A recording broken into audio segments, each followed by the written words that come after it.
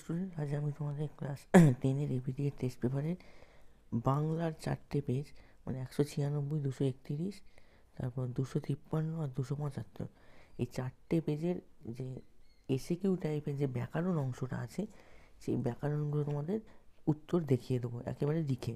তাহলে আমরা প্রথমে 196 পেজে চলে যাই। তো দেখো, আমরা 196 পেজের এই 2-4 উত্তরগুলো দেখে নেব।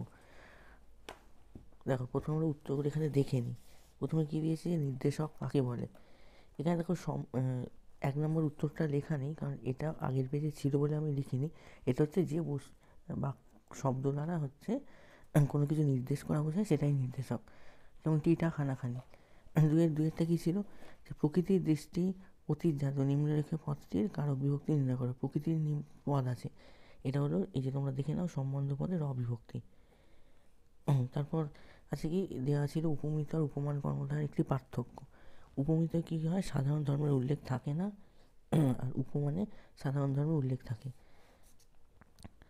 তারপর 4 নম্বরে কি আছে, হস্তাক্ষর, এটা ব্যাসবাক্য সহ সমাসের নাম লেখো। এটা হচ্ছে হস্ত দ্বারা নির্মিত অক্ষর, এটা এখানে লেখা নেই, এটা হবে তোমাদের করণ তৎপুরুষ। এটা হচ্ছে করণ তৎপুরুষ।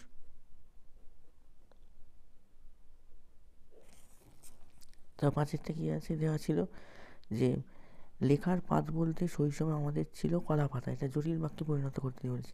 এটা হবে আমাদের লেখার যেটি পাত সেটি হলো কলা পাতা। 6-এর কাছে একটি গৌণ কর্মের উদাহরণ দাও, রাখাল গরু চড়ায়। তারপর হচ্ছে কি, সাথে দিয়েছে কি, অনেকক্ষণ চুপ করে রইলেন, বাক্যটিতে ভাব বাচ্চে রূপান্তর করতে বলেছে।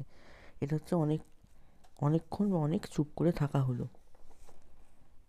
তারপর এখানে 8-এরটা কি দিয়েছে, কর্তৃকর্মবাচ্য কাকে বলে। দেখো, কর্ম যখন কর্তারূপে প্রাধান্য পায় সেই বাচ্চকে কর্তৃকর্মবাচ্য বলে। 9-এরটা কি আছে, কুম্ভ করে, যে এটা ব্যাসবাক্যটির সমাসবদ্ধ পদ করে সমাসের নাম লিখতে বলেছে, এটা হলো কুম্ভকার, উপপদ তৎপুরুষ। আর 10-এরটাকে একটি নিত্য সমাসের উদাহরণ দাও, সেটা হচ্ছে দেশান্তর। তাহলে এই ছিল 196 পেজ। এবার আমরা পরের পেজে দেখে নেব।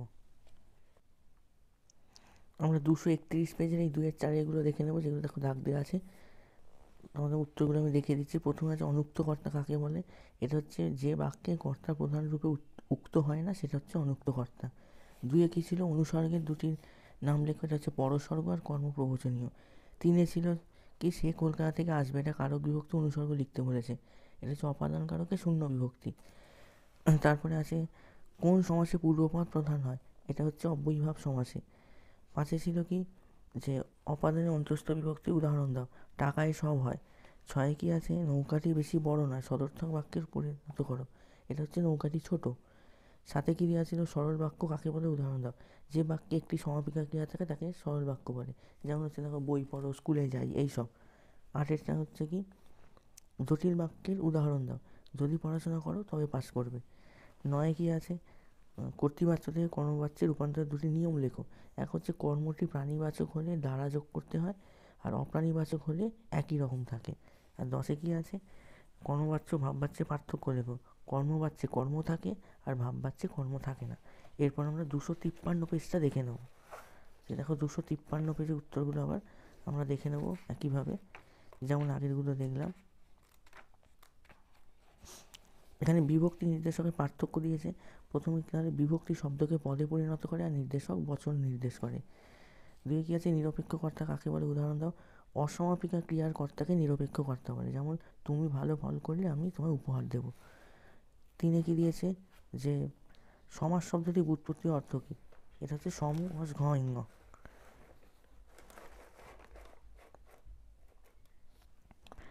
তারপর এখানে 4-এ দেওয়া ছিল, যে উপমান উপমিত কর্মধারয় সমাসের পার্থক্য লেখো, এটা আমরা 2 পেজ আগেই দেখলাম, তাই আর লিখে দিচ্ছি না।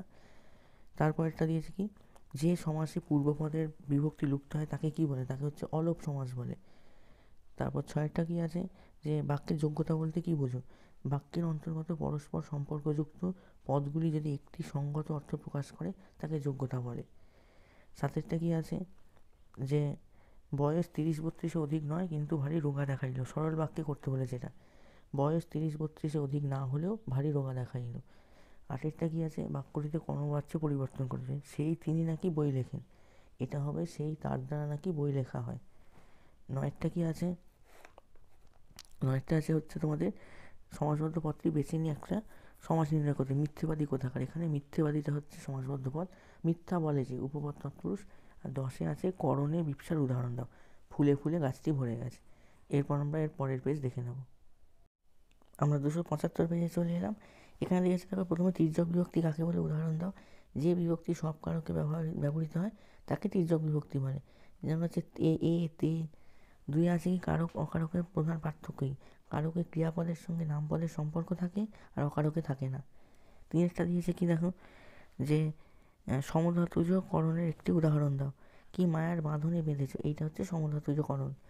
4-টা হচ্ছে কি একটি অলপ দ্বন্দ্ব একটি অলপ বহুব্রীহির উদাহরণ দাও। সমাসে অর্থ প্রকাশের জন্য যে বাক্য ব্যবহার করা হয়, আচ্ছা এখানে একটু ভুল হয়েছে। আচ্ছা 4-এ দিয়েছে ব্যাস বাক্য কাকে বলে। সমাসে অর্থ প্রকাশের জন্য যে বাক্য ব্যবহার করা হয় তাকে ব্যাস বাক্য বলে। 5-এ আছে কি, এই যে অলপ দ্বন্দ্ব আর অলপ বহুব্রীহির উদাহরণ দাও। হাতে পায়ে, হাতে ও পায়ে অলপ দ্বন্দ্ব। গায়ে হলুদ দেওয়া হয় যে অনুষ্ঠানে, অলপ বহুব্রীহি।